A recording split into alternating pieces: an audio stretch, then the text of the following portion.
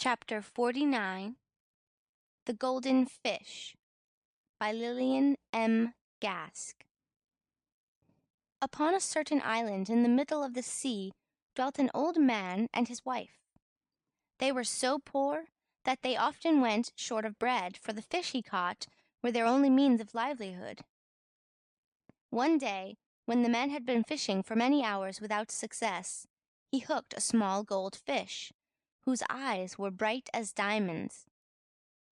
"Let me go, kind man. I should not make a mouthful either for yourself or your wife, and my own mate waits for me down in the waters." The old man was so moved by his pleadings that he took him off the hook and threw him back into the sea. Before he swam off to rejoin his mate, the gold fish promised that in return for his kindness he would come to the fisherman's help if ever he wanted him. Laughing merrily at this, for he did not believe that a fish could help him except by providing him with food, the old man went home and told his wife. "What?" she cried. "You actually let him go when you had caught him? It was just like your stupidity. You have not a scrap of bread in the house, and now, I suppose, we must starve." Her reproaches continued for so long that though he scarcely believed what the fish had said, the poor old man thought that at least it would do no harm to put him to the test. He therefore hastened back to the shore and stood at the very edge of the waves. "Golden fish, golden fish," he called. "Come to me, I pray, with your tail in the water and your head lifted up toward me." As the last word was uttered, the gold fish popped up his head. "You see, I have kept my promise," he said. "What can I do for you, my good friend?" "There is not a scrap of bread in the house," quavered the old man, "and my wife is very angry with me for letting you go." "Don't trouble about that," said the gold fish in an offhand manner. "You will find bread and to spare when you go home." And the old man hurried away to see if his little friend had spoken truly. Surely enough, he found that the pan was full of fine white loaves.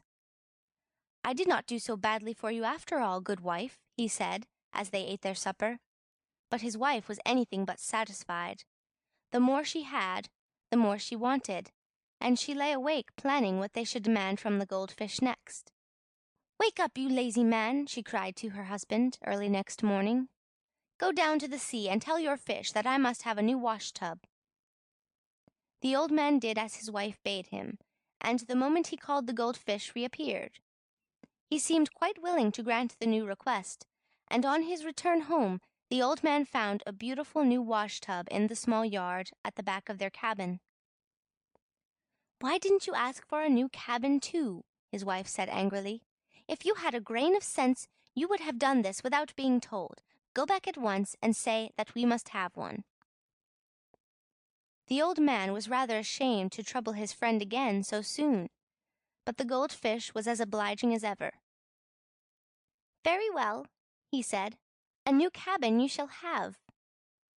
And the old man found one so spick and span that he hardly dare cross the floor for fear of soiling it. It would have pleased him greatly had his wife been contented, but she, good woman, did nothing but grumble still.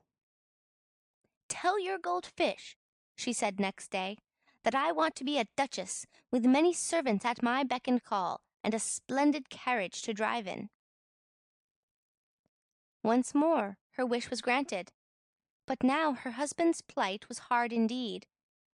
She would not let him share her palace, but offered him off to the stables, where he was forced to keep company with her grooms.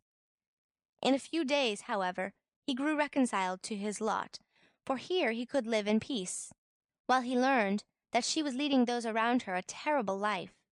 It was not long before she sent for him again. "Summon the goldfish," she commanded haughtily, "and tell him I wish to be queen of the waters, and to rule over all the fish." The poor man felt sorry for the fish if they had to be under her rule, for prosperity had quite spoiled her. However, he dared not disobey, and once more summoned his powerful friend. "Make your wife queen of the waters?" exclaimed the goldfish. That is the last thing I should do. She is unfit to reign, for she cannot rule herself or her desires. I shall make her once more a poor old woman. Adieu, you will see me no more."